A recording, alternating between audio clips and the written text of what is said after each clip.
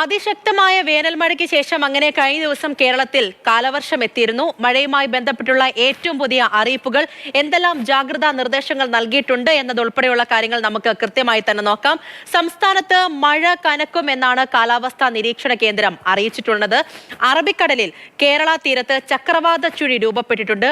ഈ ചക്രവാത ചുഴിയുടെ സ്വാധീനത്താൽ അടുത്ത 7 ദിവസം സംസ്ഥാനത്ത് വ്യാപക മഴയ്ക്ക് സാധ്യതയുണ്ട് എന്നാണ് കാലാവസ്ഥാ നിരീക്ഷണ കേന്ദ്രം അറിയിക്കുന്നത്.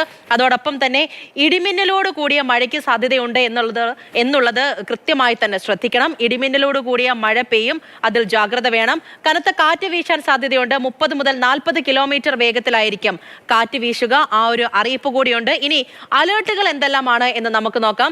2 ജില്ലകളിലാണ് ഓറഞ്ച് അലേർട്ട് നൽകിയിട്ടുള്ളത്. ഇടുക്കിയിലും കോഴിക്കോടും ശക്തമായ മഴ പെയ്യാനുള്ള സാധ്യതയുണ്ട്.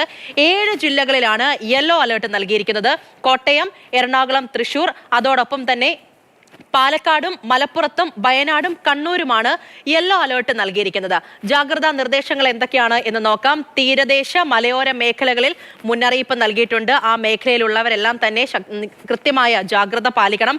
മത്സ്യത്തൊഴിലാളികളും ജാഗ്രത പാലിക്കണം എന്നുള്ള അറിയിപ്പുണ്ട്. കടലിൽ പോകുന്നത് ഉൾപ്പെടെയുള്ള കാര്യങ്ങളിൽ ശ്രദ്ധ വേണം എന്നുള്ള അറിയിപ്പും നമ്മൾക്ക് മുന്നിലേക്കുണ്ട്. ഈ കാര്യങ്ങളെല്ലാം തന്നെ കൃത്യമായി പാലിക്കുകയും വേണം.